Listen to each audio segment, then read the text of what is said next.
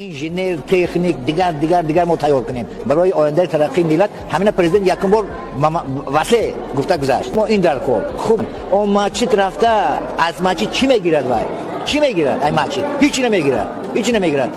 ما یک گپ خوب پرزیدنت گفت در بین ملوحات در دهاتات جنگ جنجال برای وظیفه برای در ماچیت کی کار کردن نشرف حسادت او برای همین ملت میده ما جمهوری میده ما این قملات چی در کار.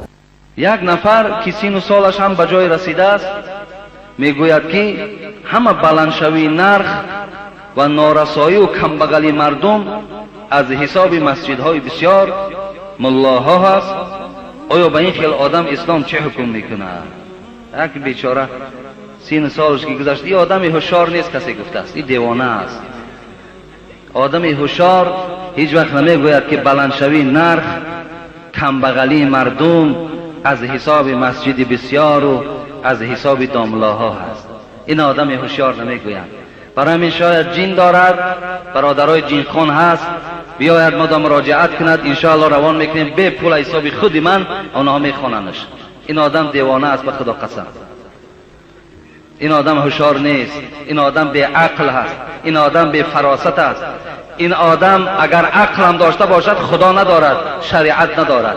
این دروغ است. اون پیشانی که تو در زمین میگذاری و در زبانت غیبت مسجد داملا است، تو دروغ میگوی تو نمازخوان نیستی. این نماز در پیش خدا هیچ قدر و قیمت ندارد.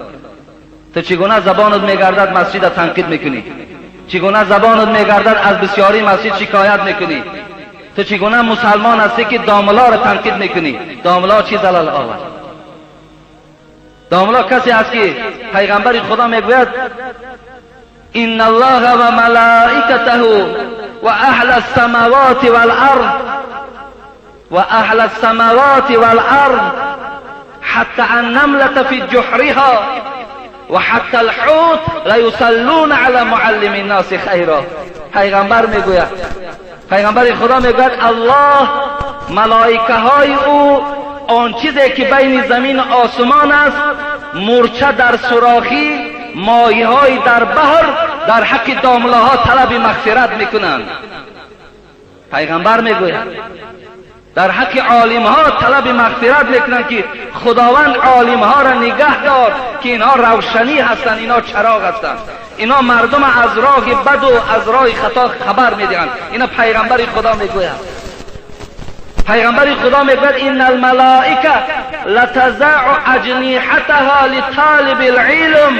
بسواد بخیرت زمانش گذشت بس کو تنقید کردن و با تنقید کردن تو عزت عالم کم نمیشود، آبروی عالم کاستن نمیشود.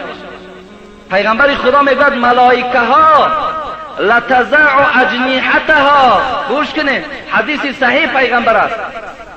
ملائکه ها پرهای خود مثل قالینه که شما در پیشواز یک مهمان میپرتایین قناتهاشون میگذاشتین، عالم ها بالای اون قطع حرکت میکنن. پیغمبر خدا میگوید، پیغمبر خدا میگوید ان العلماء ورثة الانبیاء. عالم ها وارثای پیغمبرند. تو وارثای پیغمبر سنگ بزنی، تو از وارثای پیغمبر نالان میشوی.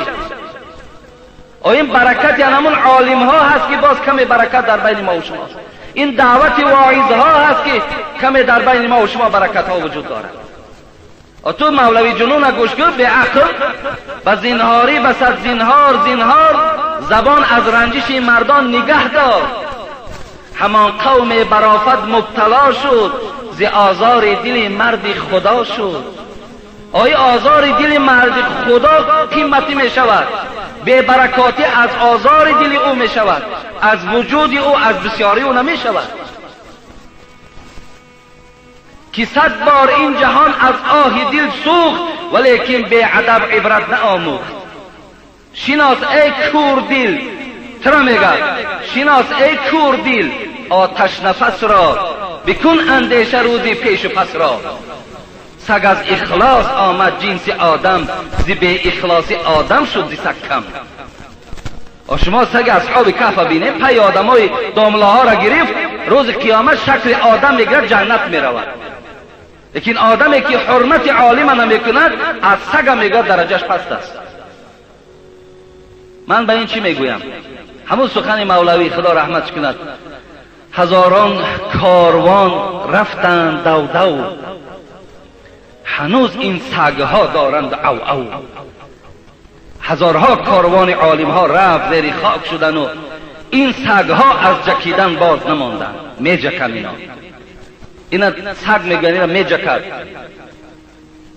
نخواه اهل علم شما تنقید کنید، نخواه کسانی که غمخوار شما هم به خدا قسم بهبودی برای شما میخواهم بیارند. میخواهند که شما در قبر راحت کنید، در روز قیامت عزت یابید، در دنیا شما مدنیت حتی پیدا کنید. با اینا را شما غیبت میکنید. و کدام قانون همین راست میاد؟ اگر این آدم کردیل، این آدم اگر میگفت که از روی انصاف میگفت بلندشوی نرخ نرسیدن مواد یا کم بضاعتی در مردم از روی کازینو ها پیدا شد، من تو را میگفتم رحمت. از روی فاحشه‌خانه ها پیدا شد، از روی عرق نوشی ها پیدا شد، از روی تنقید عالم ها پیدا شد، از روی غیبت و از روی خیانت پیدا شد، از روی قمارخانه ها پیدا شد، از روی آن خانه هایی که امروز 5-6 دختر تاجیک در داخلش مردهای بیگانه و خودی را قبول دارد و 5 و 10 روز دراز جواب داده ایستادند. با اینها نرخ بلند می شود دادرای عزیز. با اینها هوا نمی بارد. فحش و فاحشگی ترقی کرده است. حبیب خدا در حدیث گفته است اگه من جای در معلم دارم، تو بر این بی عقل هیچ وقت پشتیبانم نمیگیرم، تو بر این بی عقل گوشم کنم نمیکنم، لیکن کمتر دردم میکنه، کمی دردم میکنه که اینقدر مهنت و زحمت و کوشش برای تو بر این انسان ذره قدر نداشته باشه. پیغمبر خدا میگوید هر وقتایی که اگر فحش و فحشایی زیاد شد، مریش پیدا می شود، مریش زیاد می شود، مردن زیاد پیدا می شود، هوا قاق می شود، هوا قاق می شود، دیگر نمی بارد، خشک می شود. و دیگر این که ریسک ازلی است. این ریسک نه در دست داملا است، نه در دست رهبر دولت است، نه در دست پیغمبر است، نه در دست ملائکه است. این ریسک ازلی است. این ریسک خداوند در قسمت تو چیزی کشیده باشد. اگر ای انسان، اگر آرد 200 سامان شود، قسم به خدا من پروا ندارم زمانی که الله خودش رزاق اعلان کردگی است. من رزق رسان هستم گفتن. الله خودش رزاق اعلان کرده است، 500 سوم که شود پروا ندارم، الله میرساند. آتر خدا غیرت بگیرد. امین مثل رابعه عدویه نمیشوی. رابعه عدویه را گوش کنید قصه‌ش.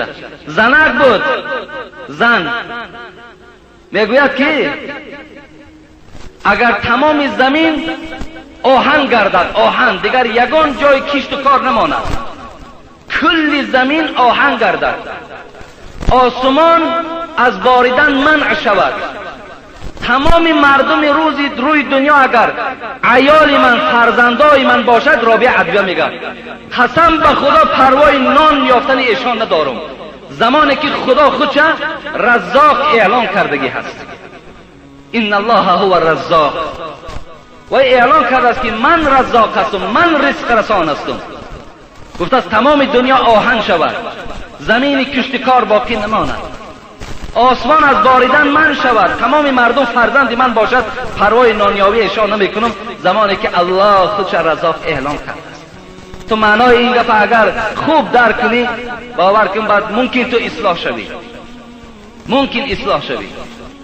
حضرت موسی علیه السلام خدا رحمت و مغفرت جان کنه، در قصه ها برای عبرت آمده است که وقتی که خدا جانش میگرفت کودکای خردسال داشت، میگد مایل به سوی هم فرزندای خردسال شد و گفت پروردگارا جان من قبض میکنی. این روایت است، صحیح است دروغ است من نمیدانم، در کتاب خواندم. جان من قبض میکنی، فرزندام حالش چی میشیده باشد؟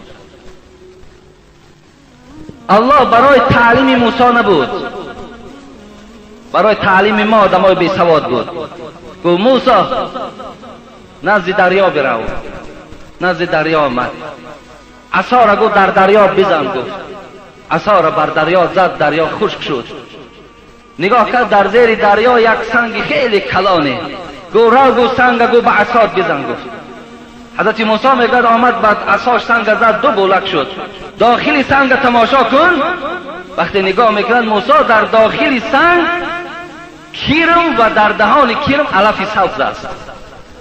الله در داخل سنگ در حال یک کرم فراموش نمی کند، رزق او را در داخل سنگ میرساند، رزق تو را فراموش میکند. از این خاطر برادرای عزیز و گرامی، فحش و فاحشگی، بی اطاعتی، نافرمانی، عرق نوشی و عرق فروشی، بی نمازی، از خدا نترسیدن اوج که گرفت. الله اگر رحمان و رحیم باشد، آخه وای قهارم هست، قهارم هست، قهر میکند، جبارم هست، سخت میگیرد. حضرت مولوی میگه به هر بنده وعید حق نظیر است که ایزی دیرگیر و سختگیر است. دیر میگیرد و سخت میگیرد. ما اصلاح شویم، ما همیشه با دعا باشیم، ما به سوی خدا رجوع کنیم. رسول اکرم صلی الله علیه و سلم میگوید یک سبب کم بغل شدن مردم و بلند شدن نرخ و نوا به چی وابستگی دارد؟ به نبودن موعظه. امر معروف ترک می شود. موعظه ها وقتی ترک می شوند، پند و نصیحت ها وقتی قطع می شود، این گونه بدبختی هم در جامعه پیدا می شود. خدا همه شما را در حفظ امانش نگه دارد. این برادر عزیز کسی باشی اثر اسلام بیار، تحقیر عالم و تحقیر مسجد آدم بیدین میکند. این شوخی نیست. ادبگاه محبت ناز و شوخی بر نمی دارد. از این خاطر قوتی نیکی نداری، بد مکن. در حق عالم ها و پیشواها و مسجد ها خدمت کردن نمیتانی، سنگ نزن، غیبت نکن، پشتیبانی کن. مسجد جایی هست که الحمدلله برای شما اخلاق حمیده میدهد. اگر در وجود شما خدا ترسی را جای نکنند، شما عالم می سوزانید.